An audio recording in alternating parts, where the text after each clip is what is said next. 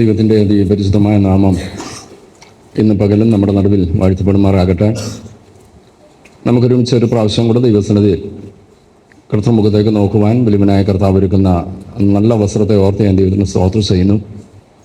ആത്മീയാരാധനയ്ക്കായി കടന്നു വന്ന എല്ലാ പ്രിയപ്പെട്ടവർക്കും കർത്തൃദാസന്മാർക്കും കർത്താവായ യേശു ക്രിസ്തുവിന്റെ നാമത്തിൽ സ്നേഹവന്ദനത്തെ പ്രാരംഭമായിട്ട് അറിയിക്കുന്നു. ഏറിയ പ്രാർത്ഥനയോടും തികഞ്ഞ ദൈവാശ്രയത്തോടും തുറന്നുള്ള അല്പസമയങ്ങൾ നാം ഒരുമിച്ച് ദൈവവചനത്തിന് മുമ്പാകെ ആയിരിക്കുമ്പോൾ ദൈവത്തിൻ്റെ പരിശുദ്ധമാവ് നമ്മളെ സഹായിക്കേണ്ടതിന്, ദൈവത്തിൻ്റെ കൃപ ധാരാളമായി കർത്താവ് നമ്മുടെ മേൽ പകരേണ്ടതിന് നമുക്കൊരുമിച്ച് നമ്മെ തന്നെ ദൈവകരം കേൾപ്പിച്ച പ്രാർത്ഥനയോട് വചനത്തിലേക്ക് പ്രവേശിക്കുന്നു.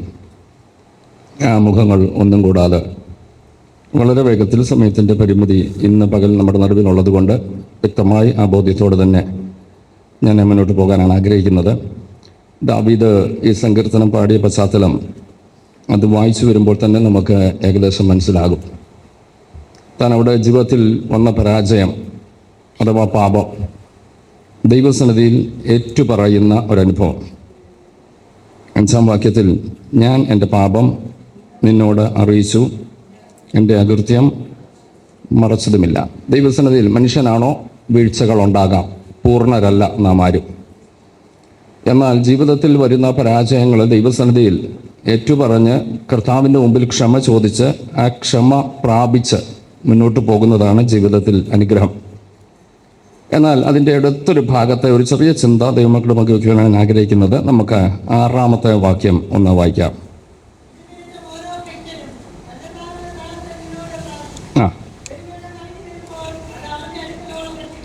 മതി. 6-ാം വാക്യത്തിൽ സങ്കീർത്തനക്കാരൻ പറയുന്ന വാചകം നമ്മൾ ശ്രദ്ധിച്ചല്ലോ.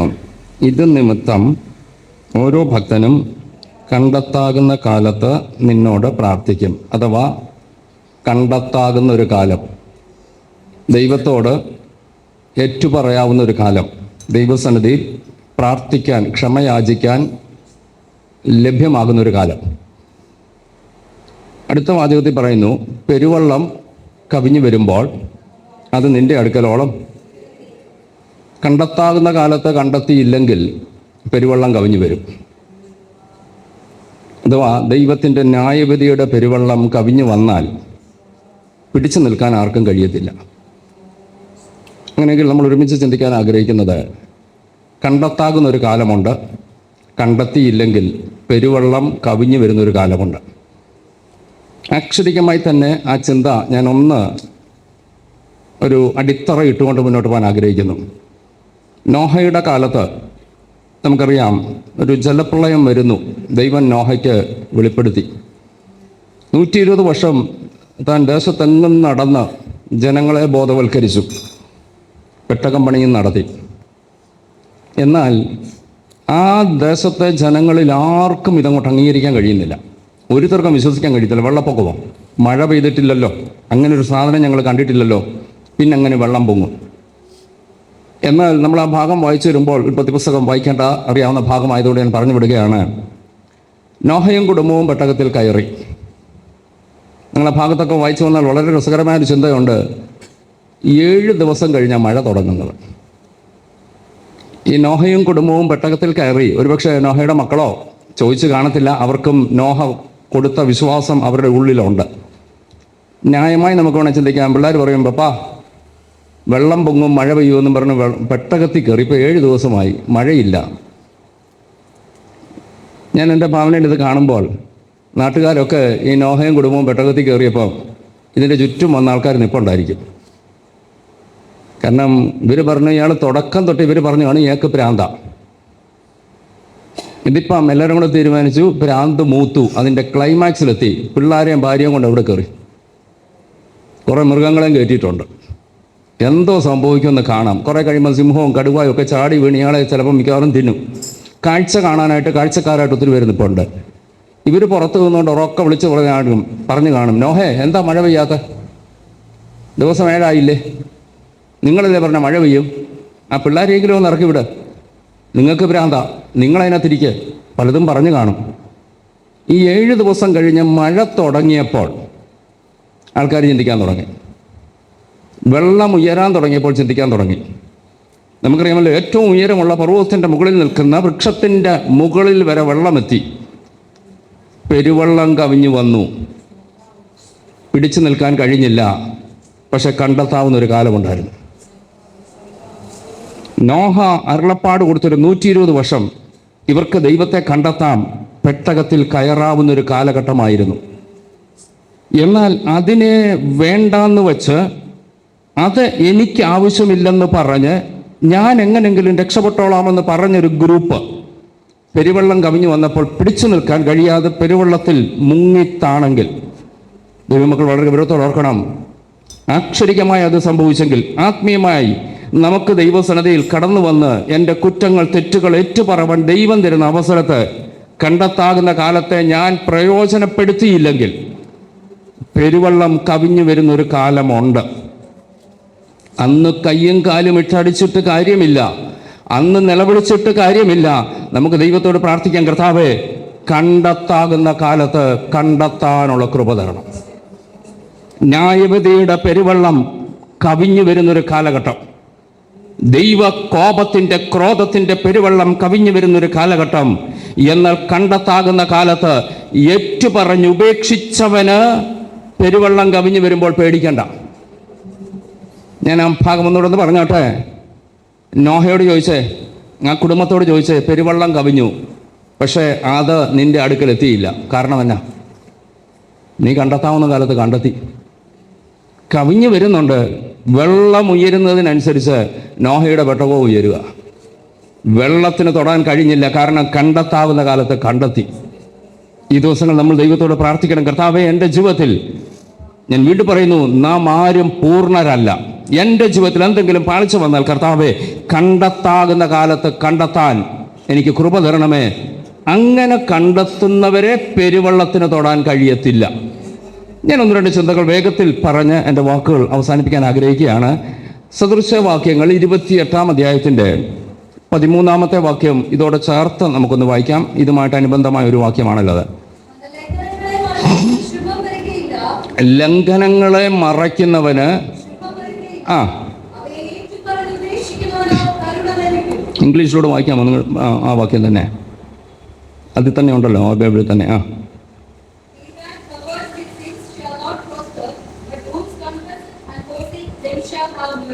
മതി. അവിടെ ഒരു പ്രത്യേക പദം ശ്രദ്ധിച്ചെന്ന് ഞാൻ കരുതുന്നു. പ്രോസ്പർ ചെയ്യത്തില്ലെന്ന്. തൻ്റെ ലംഘനങ്ങളെ മറയ്ക്കുന്നവന് ശുഭം വരത്തില്ല. ഇംഗ്ലീഷ് അതിന് അല്പം കൂടെ വ്യക്തമായ ഒരു ആശയം കൊടുത്ത് അവർക്ക് ഒരു ഉയർച്ച ഉണ്ടാകത്തില്ല. അപ്പം ഭൗതികമാണെന്ന് ചിന്തിക്കുന്നത് ഏത് മേഖലയിലും ആയിക്കോട്ടെ, നമ്മൾ ഓർത്തോണം, ദൈവം നമ്മളെക്കുറിച്ച് ആഗ്രഹിക്കുന്നത് നമ്മൾ പ്രോസ്പർ ചെയ്യണം, ഉയരണം, വർദ്ധിക്കണം, വലുതാകണം. ലംഘനങ്ങളെ മറയ്ക്കുന്നവൻ എന്ത് ചെയ്യത്തില്ലെന്നാ? ശുഭം വരത്തില്ല, അല്ലെങ്കിൽ അവർക്ക് ഉയർച്ച ഉണ്ടാകത്തില്ല. നമ്മൾ ദൈവത്തോടൊന്ന് പ്രാർത്ഥിക്കുക, കർത്താവേ എല്ലാ മേഖലകളിലും ഒരു ഉയർച്ച, ഒരു ദൈവബോധനെക്കുറിച്ച് കർത്താവ് ആഗ്രഹിക്കുന്നുണ്ട്. നമ്മൾ അതിനെക്കുറിച്ച് വ്യക്തമായി മനസ്സിലാക്കണം. ദൈവത്തിൻ്റെ വചനം പറയുന്ന ആശയങ്ങൾ ഭൗതികമായും ആത്മീയമായും ശാരീരികമായും മാനസികമായും 4 മണ്ഡലങ്ങളിലും ദൈവമക്കൾക്ക് ദൈവാനുഗ്രഹം തന്നിട്ടുണ്ട്, വാഗ്ദത്തമുണ്ട്. പത്രോസ് അപ്പോസ്തലൻ ഒരുപക്ഷെ പറയുമായിരിക്കും, പഴയ നിയമത്തിലെ ചിന്തയാ പുതിയ നിയമത്തിലുമുണ്ട്. പത്രോസ് അപ്പോസ്തലൻ പറയുന്ന ഒരു ഭാഗത്തുണ്ട്, ജീവനും ഭക്തിക്കും ആവശ്യമുള്ളത് ഈ ലോകത്തിലും വരുവാനുള്ള ലോകത്തിലും വേണ്ടത് കർത്താവ് ഒരുക്കിയിട്ടുണ്ട്. അങ്ങനെയെങ്കിൽ ഞാൻ ആ വാക്കൊന്നുകൂടെ പറയുന്നു, ലംഘനങ്ങളെ മറയ്ക്കുന്നവന് ഉയർച്ചയുണ്ടാകത്തില്ല. അടുത്തത്, ഏറ്റുപറഞ്ഞ് ഉപേക്ഷിക്കുന്നവന് ദൈവത്തിൻ്റെ കരുണ ലഭിക്കും. ഞാൻ വീണ്ടും ആ ഭാഗം പറഞ്ഞോട്ടെ. കണ്ടെത്താകുന്ന കാലത്ത് കണ്ടെത്തിയാൽ പെരുവെള്ളം കവിഞ്ഞു വരുമ്പോൾ നമ്മൾ സേഫാ. Yes, hallelujah. നോഹയോട് ചേർന്ന് നമുക്കും പറയാൻ കഴിയും, പെരുവെള്ളം കവിഞ്ഞു വരുന്നുണ്ട്, പക്ഷെങ്കിൽ ഞാൻ ക്രിസ്തുവാകുന്ന പെട്ടകത്തിനകത്ത് ഞാൻ സുരക്ഷിതനാണ്. കാരണം ന്യായവിധിക്ക് എന്നെ തൊടാൻ കഴിയത്തില്ല. ഞാൻ ഏറ്റുപറയേണ്ടത് തക്ക സമയത്ത് ഏറ്റുപറഞ്ഞ വ്യക്തിയാണ്. ഞാൻ വേഗത്തിൽ മുന്നോട്ട് പോകുകയാണ്, സമയത്തിൻ്റെ പരിമിതി നമ്മുടെ മുമ്പിലുണ്ടല്ലോ. ലൂക്കോസിന്റെ സുവിശേഷം 15-ാം അധ്യായത്തിൽ വായിക്കേണ്ട ഭാഗം പറഞ്ഞു വിടാം. ഒരു മുടിയൻ പുത്രൻ, 2 പുത്രന്മാരുടെ കാര്യം പറയുന്നുണ്ട്. ഈ മകൻ മടങ്ങി വരവ് അറിയാവുന്ന സംഭവമായിട്ട് ഞാൻ വേഗത്തിൽ അങ്ങ് പറഞ്ഞു വിട്ടേക്കാം. ഇവൻ വീതം വാങ്ങിക്കൊണ്ടുപോയി ഏറെ നാൾ കഴിയും മുമ്പ് എല്ലാം നശിച്ചു, എല്ലാം കഴിഞ്ഞു, പട്ടിണിയായി. പന്നി തിന്നുന്ന വാളവര പോലും ലഭ്യമാകാതെ ആഗ്രഹിച്ചെങ്കിലും ആ ഉടമസ്ഥൻ വന്നേച്ച് ഇവനെ ഓടിച്ചു. ഇത് പന്നിയുടെ തീറ്റിയ, നീ തിന്നണ്ട. ഇവന് കൂലിയും കൊടുത്തില്ല. ഗതി കെട്ടപ്പോൾ ഇവൻ വീട്ടിലേക്ക് വരുന്നു. ഈ വരവിനെക്കുറിച്ച് നിങ്ങളൊന്ന് കാണണം. ഇവൻ ദൂരെ നിന്ന് വരുന്നത് അപ്പം കണ്ടു. അപ്പൻ ഓടിച്ചെന്നവനെ ആശ്ലേഷിച്ചു, വലിയ വിരുന്നൊരുക്കി. എന്നാൽ ഈ ബഹളം കേട്ടോണ്ട് മൂത്ത ജ്യേഷ്ഠൻ വയലിൽ നിന്ന് വരുന്നു. അവൻ ചോദിച്ചു, ഇവിടെ എന്താ ഇത്ര ബഹളം? അനിയൻ വന്നു. ഇവനങ്ങ് കലി കയറി. അതിനെന്തിനാ ഇത്രയും ഇവിടെ ആരാധന, ഇത്രയും ആഘോഷം എന്തിനാ? അവിടെ വേലക്കാരനെ വിളിച്ച് ചോദിച്ചു, അകത്തെന്തുവാ നടക്കുന്നതെന്ന് പോയി അറിഞ്ഞേച്ച് വന്ന് എന്നോട് പറയാൻ പറഞ്ഞു. അതിൽ പറഞ്ഞു, അപ്പൻ സ്വീകരിച്ചേക്കുക. ഞാൻ കഥകളിലേക്കൊന്നും പോകുന്നില്ല, വേഗത്തിൽ പറഞ്ഞോട്ടെ. ഒന്ന് ചിന്തിച്ച് നോക്കിക്കേ, അപ്പം മരിച്ചതിന് ശേഷമാണ് ഈ മോൻ വന്നിരുന്നെങ്കിലോ എന്തോ സംഭവിച്ചേന്? നിങ്ങൾ കൂട്ടുണ്ടോ? അപ്പം മരിച്ചു, ചേട്ടനായിപ്പം ഭരണം. ആ സമയത്ത് ഇപ്പം വന്നിരുന്ന എന്ത് ചെയ്തേനെ? കണ്ടത്തിൽ നിന്ന് വരുന്നവനെ തൂമ്പായി എടുത്തുകൊണ്ട് ഓടിച്ചാനെ. ഇവിടെ കയറിപ്പോയേക്കല്ലേ, ഉള്ളതെല്ലാം നശിപ്പിച്ച് വെച്ച് നീ വീണ്ടും ഇങ്ങോട്ടെ. അങ്ങനെ ഞാൻ ചോദിച്ചോട്ടെ, കണ്ടെത്താവുന്ന കാലം ഏതാ? അപ്പനുള്ള കാലമാണ്. ആ മോനൊരു കാര്യം മനസ്സിലായി, അപ്പൻ ജീവനോടുണ്ടോ എനിക്ക് കണ്ടെത്താം. ദൈവമക്കളെ, ഞാൻ ചോദിച്ചോട്ടെ, എൻ്റെ സ്വർഗീയ പിതാവ് ജീവിക്കുന്നിടത്തോളം കാലം ജീവനുണ്ട്, കർത്താവിന് മരണമില്ല, നിത്യനാണ്. ഓർക്കുക, അപ്പൻ എന്നെ സ്വീകരിക്കാൻ തയ്യാറാണ്. എൻ്റെ ജീവിതത്തിൽ തെറ്റുകൾ പറ്റാം, കുറ്റങ്ങൾ ഉണ്ടാകാം. അവിടെ പറയുന്നുണ്ടല്ലോ, അപ്പ ഞാൻ നിന്നോടും സ്വർഗത്തോടും പാപം ചെയ്തിരിക്കുന്നുവെന്ന് ഏറ്റുപറഞ്ഞ കണ്ടെത്താകുന്ന കാലത്ത്, അപ്പനുള്ള കാലത്ത് അവൻ കണ്ടെത്തി. കൃപ, ദൈവകൃപ. ഈ ദിവസങ്ങൾ ദൈവമക്കളെ നമ്മൾ ദൈവസന്നിധി പറയണം, കർത്താവേ, കണ്ടെത്താകുന്നൊരു കാലമുണ്ട്, കൃപയുടെ ഒരു കാലമുണ്ട്. കൊരിന്ത്യലേഖനത്തിൽ അപ്പോസ്തലനായ പൗലോസ് പറയുന്നൊരു വാചകമുണ്ട്, ഇപ്പോഴാകുന്നു സുപ്രസാദ കാലം, ഇപ്പോഴാകുന്നു രക്ഷാദിവസം. ജീവിതത്തിൽ ദൈവം തന്ന അവസരങ്ങളെ നമ്മൾ നീട്ടി വെക്കരുത്. നാളെയാകട്ടെ, ഒരാഴ്ച കഴിയട്ടെ, ഒരു വർഷം കൂടെ കഴിയട്ടെ എന്ന് പറഞ്ഞ് നീട്ടിക്കൊണ്ട് പോകരുത്. കണ്ടെത്താകുന്ന കാലം ഇപ്പോൾ തന്നെയാണ്. നമുക്ക് ദൈവത്തെ ഒന്ന് കണ്ടെത്താം. ജീവിതത്തിൻ്റെ പാളിച്ചകൾ ദൈവത്തോടൊന്ന് ഏറ്റുപറഞ്ഞ് ഉപേക്ഷിപ്പാൻ നമുക്കിടയാകട്ടെ. നമുക്ക് ദൈവസന്നിധിയിൽ അതിനുവേണ്ടി സമർപ്പിച്ചു കൊടുക്കാം. ഞാൻ വേഗത്തിൽ ഒന്ന് രണ്ട് വാക്യങ്ങൾ മാത്രം ഓർപ്പിക്കുന്നു. എബ്രായ ലേഖനത്തിൽ പൗലോസ് അപ്പോസ്തലൻ പറയുന്ന ഒരു പ്രത്യേകത ഒന്ന് വായിക്കുമ്പോൾ തന്നെ നമുക്ക് ആശയം മനസ്സിലാകും. 12-ാം അധ്യായത്തിൻ്റെ 17-ാമത് വാക്യം, എബ്രായർ 12:17. അവൻ പിന്നത്തേതിൽ അനുഗ്രഹം ലഭിപ്പാൻ ആഗ്രഹിച്ചു.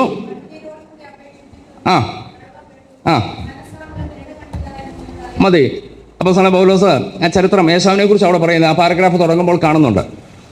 ഏശാവിന് പിന്നീടൊരു മാനസാന്തരമൊക്കെ ഉണ്ടായി. നമുക്കറിയാമല്ലോ, ജ്യേഷ്ഠാവകാശം ഒരു പാത്രം പായസത്തിന് കൈമാറി. മാത്രമല്ല, ആ അനുഗ്രഹം, ജ്യേഷ്ഠൻ്റെ അവകാശം അപ്പൻ്റെ നിന്ന് കിട്ടേണ്ടത് നഷ്ടമാക്കി.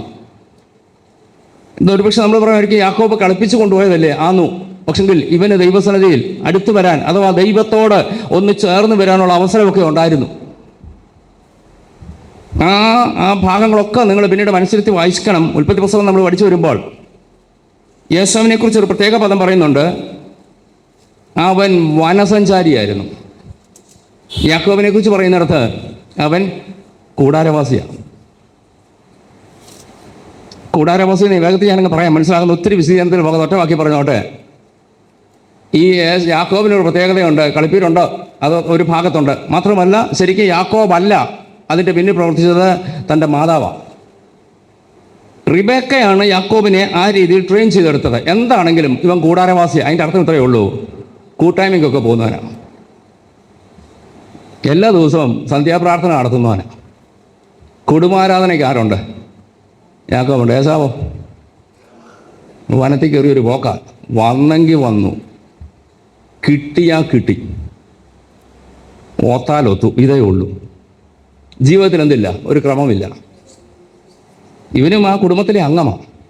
ചോദിച്ചു കഴിഞ്ഞാൽ ഇസാക്കിൻ്റെ മക്കളാണ്, യാഗപീഠമൊക്കെ ഉള്ള വീടാണ്. പക്ഷെങ്കിൽ ഈ യാഗപീഠത്തിൽ യാഗമർപ്പിക്കാൻ ആരില്ല, ഏശാവില്ല. പുള്ളി ബിസിയാണ്. വനവും അതും ഇതും എല്ലാം കൊണ്ടങ്ങ് ഓട്ടമാണ്. മറ്റോ ഞാൻ പറഞ്ഞല്ലോ, വീട്ടിൽ നിൽക്കുന്നവനാ, കൂട്ടായ്മയ്ക്കെങ്കിലും ഉണ്ട്. അപ്പനും അമ്മയും കൂടി ഇരുന്ന പ്രാർത്ഥനയ്ക്ക് കൂടി ഇരുന്ന് പ്രാർത്ഥിക്കാൻ, ഒരാമയും പറയാൻ, അല്ലെങ്കിൽ ഒന്ന് കൂട്ടത്തിൽ ചേർന്ന് കൈയടിക്കാൻ ഒരുത്തനുണ്ട്. ഇവന് നഷ്ടം വന്നപ്പോൾ അവിടെ വായിച്ചത് വാക്യം ഒന്നോട് വായിക്കാമോ? പിന്നത്തേതിൽ അവന് പിന്നൊരാഗ്രഹം വന്നു, അനുഗ്രഹം കിട്ടണം. ആഗ്രഹിച്ച് തീർന്നില്ല. അടുത്തൊരു വാക്കുകൂടെ ഉണ്ട്, അങ്ങനെയെങ്കിലും ഓർത്തോണം. ഇപ്പൊ യേശാവിൻ്റെ പ്രാർത്ഥനകൾ ശ്രദ്ധിച്ചോ, കരഞ്ഞ് പ്രാർത്ഥിക്കുക. Normal prayer അല്ലിത്. കണ്ണുനീരോടുകൂടെ അപേക്ഷിച്ചിട്ടും തള്ളപ്പെട്ട്, എങ്ങനെയെങ്കിലും ഓർത്തോണം, കണ്ടെത്താകുന്ന കാലത്ത് ഏസാവേ നീ ഒന്ന് ചെന്നിരുന്നെങ്കിൽ, ദൈവസന്ധി ചെന്നിരുന്നെങ്കിൽ വല്ലതും നടന്നേനെ. കണ്ടെത്താകുന്ന കാലം കഴിഞ്ഞു. ആ കാലം കഴിഞ്ഞ നീ വന്നത്, നീ കരയുന്നുണ്ട്, അനുദപിക്കുന്നുണ്ട്, പക്ഷെങ്കിൽ നിന്റെ സമയം അവസാനിച്ചു. കൃപ, ദൈവകൃപ. ഈ പകൽ ദൈവമക്കളെ ഈ വചനം പറയുമ്പോൾ വളരെ ഗൗരവത്തോടെ നമ്മൾ ഈ വചനം ഏറ്റെടുക്കാൻ തയ്യാറാകണം. ഒരുപക്ഷെ ഇതൊരു ആശ്വാസത്തിന്റെ ദൂതാകണമെന്നില്ല.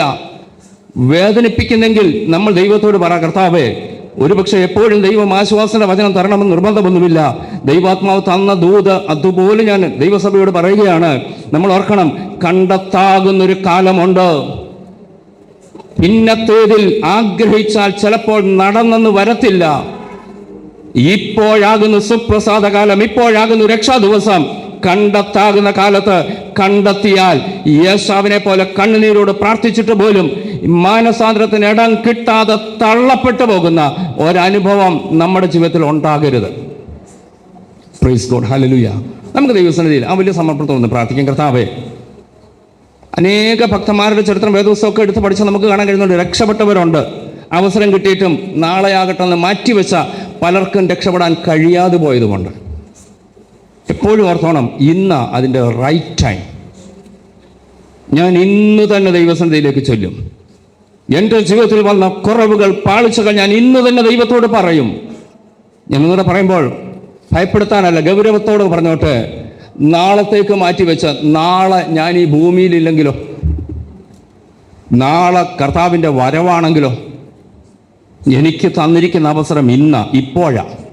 നമുക്ക് ദൈവസന്നിധിയിൽ ദൈവത്തോട് പറയാം, കർത്താവേ, ലഭ്യമാകുന്ന അവസരങ്ങൾ, കണ്ടെത്താകുന്ന കാലത്ത് ഓരോ ഭക്തനും ദൈവത്തോട് അടുത്തു വന്ന് പാപങ്ങൾ, കുറ്റങ്ങൾ ഏറ്റുപറഞ്ഞ് പെരുവെള്ളം കവിഞ്ഞു വരുമ്പോൾ ക്രിസ്തുവാകുന്ന പെട്ടകത്തിൽ സുരക്ഷിതരായിരിക്കാൻ കർത്താവെ ഇടതരണമേ. നമുക്ക് ദൈവത്തോട് പ്രാർത്ഥിക്കാം. ഞാനൊരു ചിന്തയോടെ പറഞ്ഞതിൻ്റെ വാക്ക് ഇവിടെ അവസാനിപ്പിക്കുകയാണ്. യൂദായ്ക്ക് മാനസാന്തരത്തിന് ദൈവം ഒരു അവസരം കൊടുത്തു. നമുക്കറിയാമല്ലോ, യേശുവിനെ കാണിച്ചു കൊടുത്ത യൂദ 12 ശിഷ്യന്മാരിലൊരുവൻ. യോഹന്നാന്റെ സുവിശേഷം ഒന്ന് എടുത്താട്ടെ. 18-ാം അധ്യായത്തിൻ്റെ 3 മുതൽ 1-2 വാക്യങ്ങൾ പ്രാരംഭത്തിൽ ഒന്ന് വായിച്ചോളൂ.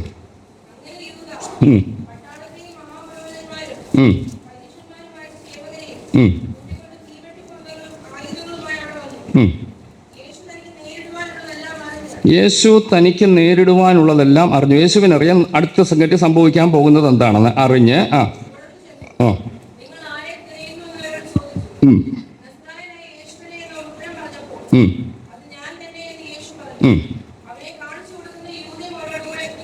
മതി. അവനെ കാണിച്ചു കൊടുക്കുന്ന യൂദയും അവനോട് കൂടെ.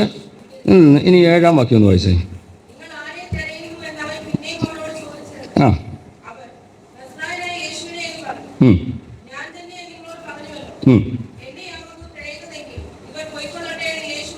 മതി. യൂദ മഹാപുരോഹിതന്മാരുമായി പറഞ്ഞൊത്ത് 30 വെള്ളിക്കാശിൻ്റെ കൊട്ടേഷൻ എടുത്തപ്പോൾ പറഞ്ഞ വാചകം ഇതാണ്: 11 പേരും യേശുവും കൂടെ 12 പേരും ഒന്നിച്ച് നിൽക്കുമ്പോൾ യേശുവിനെ ഇവർക്ക് തിരിച്ചറിയാൻ കഴിയത്തില്ല. ഞാൻ ഒരു ദൂതോട് ഇടയ്ക്ക് കയറി പറയുക, യേശുവിനോടൊപ്പം കുറേ നാൾ നടന്നു കഴിഞ്ഞാൽ പിന്നെ കാണുന്നവരാരെ പോലെ ആയിരിക്കും? യേശുവിനെ പോലെ. കാരണം മഹാപുരോഹിതൻ്റെ അരമനയ്ക്കകത്ത് പത്രോസിനെ തെളിവോടുകൂടെ ഒരു സഹോദരി പിടിച്ചപ്പം പറഞ്ഞൊരു വാക്കുണ്ട്: നിന്റെ ഉച്ചാരണം യേശുവിൻ്റെ പോലെ. 3.5 വർഷം യേശുവിൻ്റെ കൂടെ നടന്നു കഴിഞ്ഞപ്പോൾ സംസാരത്തിൻ്റെ ടോൺ ഇപ്പം ആരുടെ ടോണാണ്? നമ്മളെ ഒന്ന് ചോദിച്ചോണം. കൂടെ നടക്കാൻ തുടങ്ങിയിട്ട് കാലം എത്രയായി? വേറെ ആരെയും നോക്കല്ലേ, നമ്മളെ നോക്കിയിട്ട് പറ, യേശുവിൻ്റെ കൂടെ നടക്കാൻ തുടങ്ങിയിട്ട് കാലം എത്രയായി? എൻ്റെ ടോൺ യേശുവിൻ്റെ ടോണാണോ? ഉത്തരം കണ്ടെത്തിക്കൂ. ഇനി എന്നെ കണ്ടാൽ യേശുവിനെ പോലെ ആക്കണം എന്ന് പറഞ്ഞാൽ എൻ്റെ രീതികൾ, ഇടപാടുകൾ. കാരണം ഈ മഹാപുരോഹിതന്മാരും ആ സേവകരും, ആ പട്ടാളം, മിലിറ്ററി, പോലീസ്, ഇതെല്ലാം ഉണ്ട്. അവർ ദീപട്ടിപ്പന്തങ്ങളുമായി, രാത്രി ആയതുകൊണ്ട് വെളിച്ചത്തോടാണ് വന്നപ്പോൾ ഈ 12 ഒന്നിച്ച് നിൽക്കുമ്പം ഇതിൽ യേശു ആരാ? കാരണം എല്ലാവരുടെയും സംസാര ഭാഷ ഒന്ന്, എല്ലാവരുടെയും ബോഡി ലാംഗ്വേജ് ഒന്ന്. കാരണം എല്ലാവരും ഇപ്പോൾ ആരെ പോലെ ഞാൻ ആ വാക്കൊന്നു പറഞ്ഞോട്ട് 3.5 വർഷം നടന്നപ്പോൾ യേശുവും ശിഷ്യനും തമ്മിൽ വേർതിരിവില്ലാതെ യേശുവിനെ പോലെ ശിഷ്യന്മാരായി. ഓക്കെ, നമ്മുടെ വിഷയത്തിലേക്ക് ഞാൻ വീണ്ടും മടങ്ങി വരുന്നു. ആ ഭാഗം നിങ്ങൾക്ക് ചിന്തിക്കാൻ വിടുന്നു. നമ്മൾ എങ്ങനെയായി യേശുവിനെ പോലെ ആയോ നമ്മൾ ചിന്തിക്കുക. ഇവിടെ യൂദ പറഞ്ഞു ഇത്രയേ ഉള്ളൂ, ഈ 12 പേരിൽ ഞാൻ ആർക്ക് ചുമ്മനം കൊടുക്കുമോ അതാ യേശു. അടയാളം അതാ. 30 വെള്ളിക്കാശും കൈ മേടിച്ചു, ഇത് വാങ്ങിച്ച് പറഞ്ഞു ശരി നിങ്ങൾ വരിക, ഞാനും കൂടെ ഉണ്ട്, ഞാൻ ചുമ്മിക്കുന്ന ആൾ യേശുവാ, നിങ്ങൾക്ക് പിടിക്കാം. യേശു ആ സമയത്ത് വന്നിട്ട് യൂദായ്ക്ക് രക്ഷപ്പെടാൻ ഒരു അവസരം കൊടുക്കുക. നിങ്ങൾ വളരെ ഗൗരവത്തോടെ ചിന്തിക്കണം. നിങ്ങൾ ആരെ തിരയുന്നു? യേശുവെങ്കിൽ ഞാനാ. രണ്ടാമതും പറഞ്ഞു നസ്രായനെ യേശു, ഞാൻ പറഞ്ഞില്ല ഞാനാ അത്. യൂദാ ചുമ്മനം കൊടുക്കേണ്ട ആവശ്യമുണ്ടോ? അവിടെ എഴുതിയിട്ടില്ല. ലൂക്കോസ് എന്ന് എടുത്തേ, ലൂക്കോസിന്റെ സുവിശേഷം 22-ാം അധ്യായത്തിൻ്റെ 47-ാം വാക്യം ഒന്ന് വായിച്ചേ.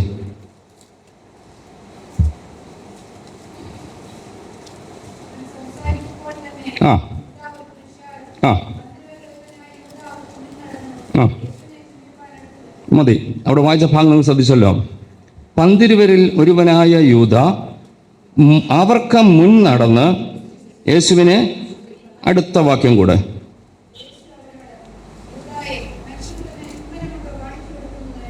മതി. ഈ 4 സുവിശേഷങ്ങളോടെ ചേർത്ത് വായിക്കുമ്പോൾ ആശയം കിട്ടും. യോഹന്നാന്റെ സുവിശേഷത്തിൽ യേശു കർത്താവ് പറഞ്ഞ ഞാനാ. യൂദായ്ക്ക് പണി ഈസിയായി, ചുംബിക്കണ്ട.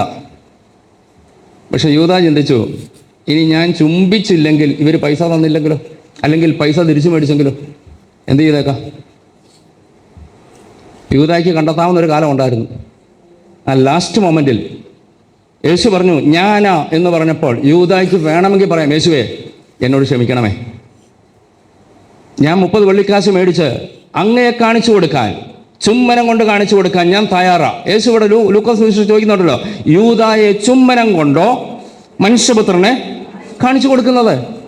എടാ ഞാൻ തയ്യാറല്ലേ, നീ എന്തിനാ ചുമ്മിക്കുന്നത്? ഞാനാണെന്ന് വെളിപ്പെടുത്താൻ ഞാൻ തയ്യാറാ. ആ മൊമെന്റിലെങ്കിലും യൂദായ്ക്ക് മാനസാന്തരപ്പെടാമായിരുന്നു. എനിക്ക് ദൈവത്തോട് പറയാം, കർത്താവേ എന്നോട് ക്ഷമിക്കണം കർത്താവേ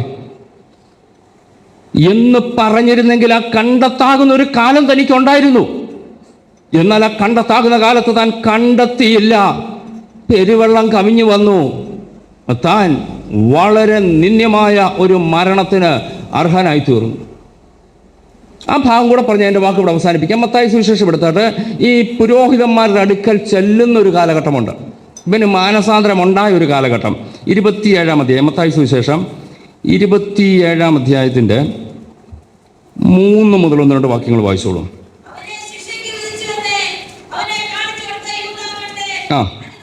അവിടെ വായിച്ച ഭാഗം ശ്രദ്ധിച്ചല്ലോ. അവനെ ശിക്ഷയ്ക്ക് വിധിച്ചുവെന്ന് അവനെ കാണിച്ചു കൊടുത്ത യൂദ കണ്ട് അനുതപിച്ചു. ഇംഗ്ലീഷിലൂടെ ആ വാക്യം ഒന്ന് വായിച്ചോളൂ. വേഴ്സ് 3.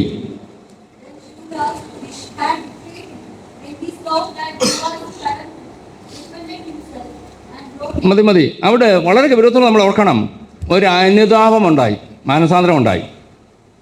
പക്ഷെ ഇതെപ്പോഴാ? ഒന്നുകൂടെ വായിക്കാം. 3-ാം വാക്യം തുറന്ന് വായിച്ചു. ശിക്ഷയ്ക്ക് വിധിച്ചെന്ന് മതി. യൂദ അനുതപിച്ചു, മാനസാന്തരപ്പെട്ടു. എപ്പോഴാ? ടൈം കഴിഞ്ഞു. അനുതാപം ഉണ്ടായി, പക്ഷെ അന്നേരത്തേക്ക് സമയം കഴിഞ്ഞു. വായിച്ചോളൂ.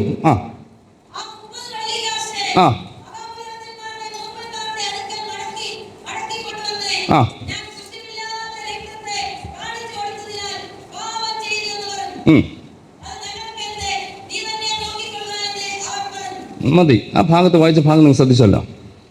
ഇവന് മാനസാന്തരം ഉണ്ടായി. ഞാൻ കുറ്റമില്ലാത്ത രക്തത്തെ കാണിച്ചു കൊടുത്ത് 30 വെള്ളിക്കാശ് എൻ്റെ കൈവശമുണ്ട്, ഇതും കൊണ്ട് മഹാപുരോഹിതൻ്റെ അടുക്കൽ ചെന്നിച്ചു പറഞ്ഞു, ഇന്നാ പിടിച്ചോ, എനിക്ക് നിങ്ങളുടെ പൈസ വേണ്ട. അവർ പറഞ്ഞു ഞങ്ങൾ തന്നു, കണക്കിലെഴുതി, ഇനി ഞങ്ങൾക്ക് ഈ പൈസ വേണ്ട, എന്തുവാന്ന് വെച്ചാൽ നീ ചെയ്തു. പെരുവെള്ളം കവിഞ്ഞു വന്നോ യൂദായുടെ മേൽ? ഭാവമൊക്കെ അറിയാമല്ലോ, ഞാൻ വായിപ്പിക്കുന്നില്ല, നിങ്ങളങ്ങ് വായിച്ച പിന്നീട് ഓർത്ത സംഭവമൊക്കെ അറിയാമല്ലോ. യൂദായ്ക്ക് ഞാൻ വീണ്ടും പറയുന്നു, മാനസാന്തരപ്പെടാനൊരു അവസരമുണ്ടായിരുന്നു. യേശു കർത്താവ് യൂദായെ രക്ഷപ്പെടുത്താൻ വേണ്ടി മുന്നോട്ട് വന്നേച്ച് പറഞ്ഞു, ഞാനാ യേശുവെന്ന് പറഞ്ഞപ്പോൾ യൂദായ്ക്ക് പുറകോട്ട് മാറാം. ഈ മഹാപുരോഹിതന്മാർ വീണ്ടും യൂദായോട് പറയത്തില്ല, നീ പോയി ചുംബിക്കെന്ന് പറയത്തില്ല. കാരണം അവർക്ക് ആളിനെ കണ്ടു, ആളെ ഉറച്ചു, ഞാൻ തന്നെയാണെന്ന് സമ്മതിച്ചു. Yes, hallelujah. എന്നിട്ടും പോയി ചുംബിച്ച് പിന്നത്തേതിൽ മാനസാന്തരത്തിന് താൻ ആഗ്രഹിച്ചുകൊണ്ട് അനുതപിച്ചുകൊണ്ട് ചെന്നത് മഹാപുരോഹിതന്മാരുടെ അടുക്കൽ. അതുകൂടെ പറയാൻ പോയാൽ വേറെ വിഷയത്തിലേക്ക് കയറി പോകുമെങ്കിലും ഒറ്റ വാക്ക് ഞാനൊന്ന് പറഞ്ഞോട്ടെ. അനുതപിക്കേണ്ടത് വല്ലവരുടെയും അടുക്കലല്ല, എൻ്റെ യേശുവിൻ്റെ അടുക്കലാണ്. കൃപ, ദൈവകൃപ.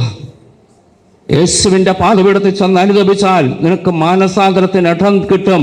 പാപം പോക്കി എന്നെ ശുദ്ധീകരിപ്പാൻ എൻ്റെ കർത്താവ് മതിയായവനാണ്. നമ്മൾ ചെല്ലേണ്ടിടത്ത് ചെല്ലാതെ വല്ലയിടത്തും ചെന്നിട്ട് കാര്യമില്ല. എൻ്റെ വാക്ക് ഇവിടെ അവസാനിപ്പിക്കാം. എന്നാൽ പത്രോസിനെ കൂടെ ഒന്ന് ചൂണ്ടിക്കാണിച്ചോട്ടെ. പത്രോസ് അപ്പോസ്തലൻ ചെയ്തെന്തോ? യേശുവിനെ തള്ളിപ്പറഞ്ഞു. ഈ രണ്ട് വാക്കും കൂടെ എടുക്കുമ്പോൾ, അല്ലെ രണ്ട് പ്രവൃത്തിയും കൂടെ എടുക്കുമ്പോൾ, യൂദാ ചെയ്തതിലും അല്പം കൂടെ കടുപ്പമായിരുന്നു പത്രോസ് ചെയ്തത്. യൂദാ ചൂണ്ടിക്കാണിച്ചത് ഇന്നാരാന്ന് പറഞ്ഞതേ ഉള്ളൂ.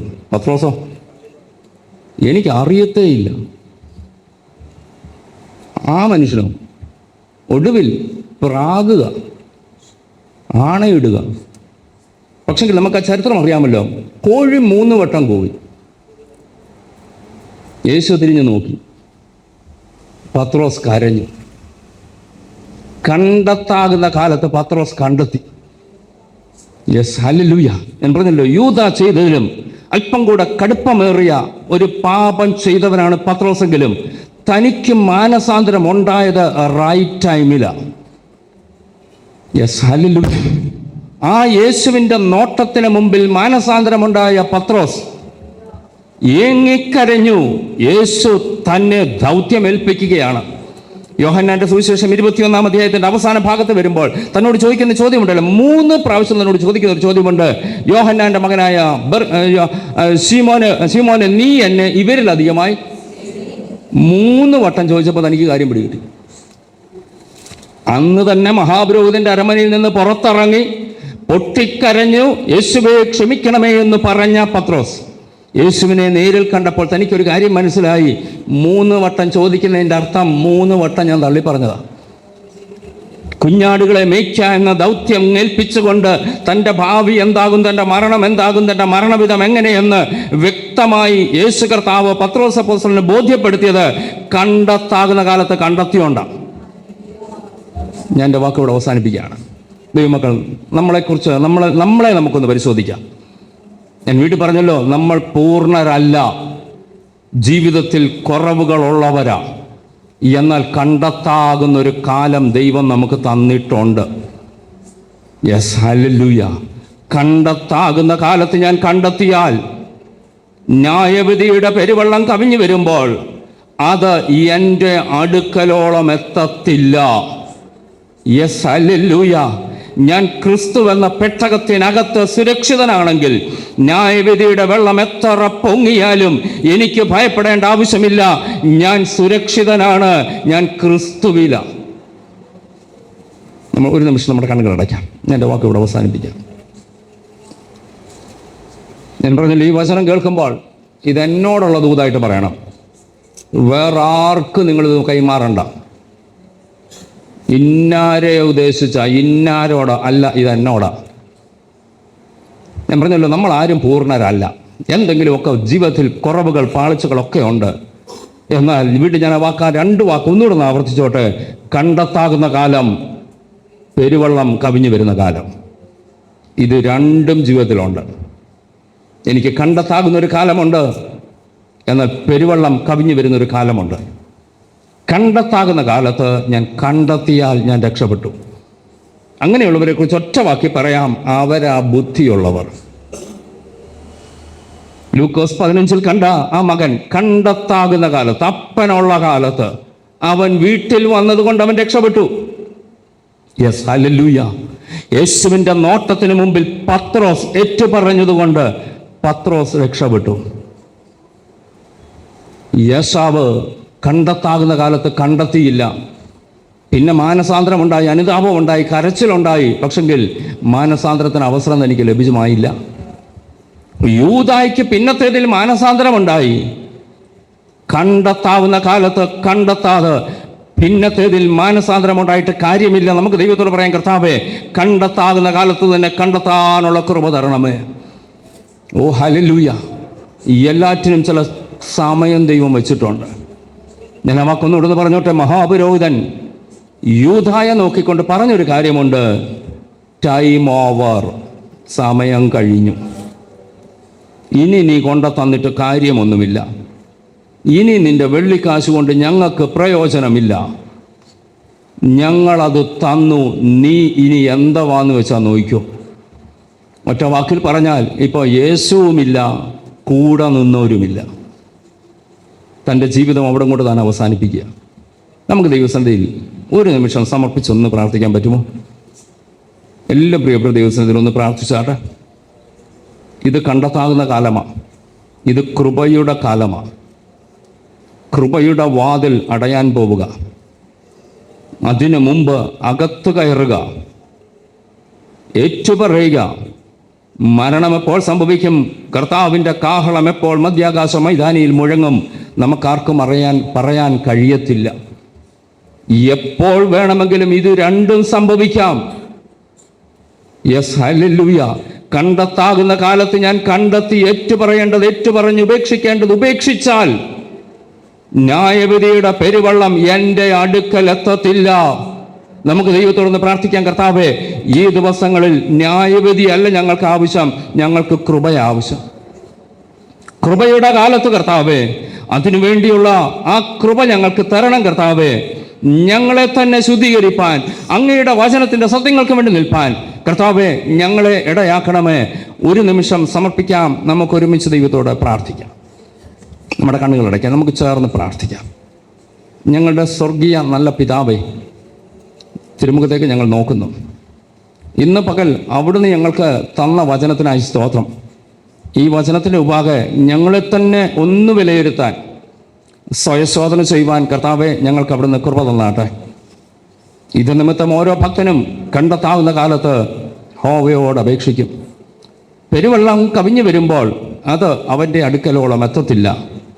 കണ്ടെത്താകുന്ന കാലത്ത് കർത്താവെ മാറ്റേണ്ടത് മാറ്റി, നീക്കേണ്ടത് നീക്കി, അങ്ങയോട് നിരപ്പ് പ്രാപിച്ച് പെരുവെള്ളം കവിഞ്ഞു വന്നാലും ഞാൻ ഉയരത്തിൽ കർത്താവെ നോഹ പെട്ടകത്തിൽ കയറിയതുപോലെ ക്രിസ്തുവിലായാൽ ഒരു ശിക്ഷാവിധിയുമില്ലെന്ന് വചനം ഞങ്ങളെ ഓർപ്പിക്കുന്നത് പോലെ ഈ ദിവസങ്ങളിൽ കർത്താവെ അപ്രകാരം ഒരു ജീവിതം നയിപ്പാൻ അവിടുന്ന് ഞങ്ങൾക്ക് കൃപ തന്നാട്ടെന്ന് പ്രാർത്ഥിക്കുന്ന സ്തോത്രം ചെയ്യുന്നു. തൃക്കരങ്ങളിലേക്ക് ഒരു പ്രാവശ്യം കൂടി ഈ വചനം കേട്ട മുഴുവൻ പ്രിയപ്പെട്ടവരെയും സമർപ്പിച്ച് അനുഗ്രഹിച്ച് പ്രാർത്ഥിക്കുന്നു. മഹത്വം അങ്ങേക്ക് യേശുക്രിസ്തുവിൻ്റെ നാമത്തിൽ അപേക്ഷിക്കുന്നു, കേൾക്കുമാറാകണമേ.